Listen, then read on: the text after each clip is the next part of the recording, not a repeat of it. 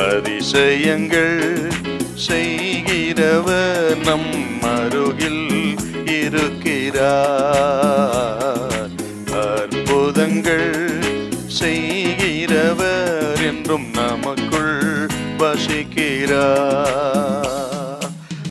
மத்தேயு 10:42.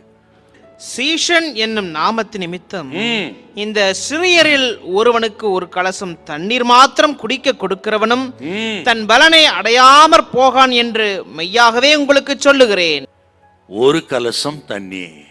இங்க ஆண்டவர் என்ன சொல்றாருன்னா, ஊழியக்காரர்கள் ராஜாவுடைய உக்கிரானக்காரர்கள். ராஜா அனுப்பின ஊழியக்காரரை ஏற்றுக்கொள்கிற ராஜாவை ஏற்றுக்கொள்கிறார்கள். அப்படி ஊழியக்காரரை ஏற்றுக்கொண்டு அவர்களுக்கு ஒரு கலசம் தண்ணி கொடுக்கிறவர்கள் அதன் பலனை நிச்சயமாய் அனுபவிப்பார்கள், அனுபவியாமல் இருக்கவே மாட்டார்கள் என்று. ஒரு கலசம் தண்ணீர் பெரிய ஆசீர்வாதத்தை கொண்டு வரும் என்று ஆண்டவர் இயேசு சொல்றார். பொதுவா மனிதர்களாகி நாம் இந்த சிறிய அளவு அற்பமா நினைக்கிறோம், பெரிய அளவை தான் ரொம்ப முக்கியமானதை நினைக்கிறோம் நம்ம. அது பொதுவாகவே மனுஷனுடைய சுபாவம். ஆனால் ஆண்டவர் அப்படி பார்க்கிறது இல்லை. அவருக்கு முன்பாக நமது வாழ்க்கையா இருக்கட்டும், காணிக்கையா இருக்கட்டும், எந்த ஒன்றையும் சிறிய விஷயமா இருக்கட்டும், சிறிய காணிக்கையா இருக்கட்டும், சிறிய வாழ்க்கையா இருக்கட்டும், மனுஷன் பார்க்கிற மாதிரி அற்பமாய் பார்க்கறதில்ல.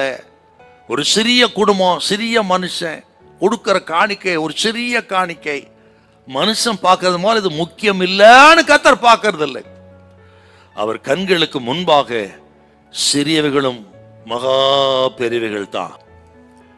நியாயாதிபதிகள் 6:11-12 பார்த்தீங்கன்னா, இந்த கிதியோன் தன்னையும் தன் குடும்பத்தையும் ஒரு அற்பமாக நினைத்து அவன் மீதியானைக்கு பயந்து ஆலைக்கு சமீபத்திலே போரடிக்கிறார். அப்படி ஒரு சிறியவனாய் அற்பமாய் நினைத்த அவனை பார்த்து கர்த்தர் என்ன சொல்றாருங்க, நீ பராக்கிரமசாலி. ஆண்டவர் பார்க்கிற பார்வையே வேறங்க. ஆண்டவர் இன்னைக்கு இருக்கிற சூழ்நிலை பார்க்கிறவர், இன்றைக்கு இருக்கிற குடும்பம், இன்றைக்கு இருக்கிற சபை, இன்றைக்கு இருக்கிற சூழ்நிலை இல்லைங்க.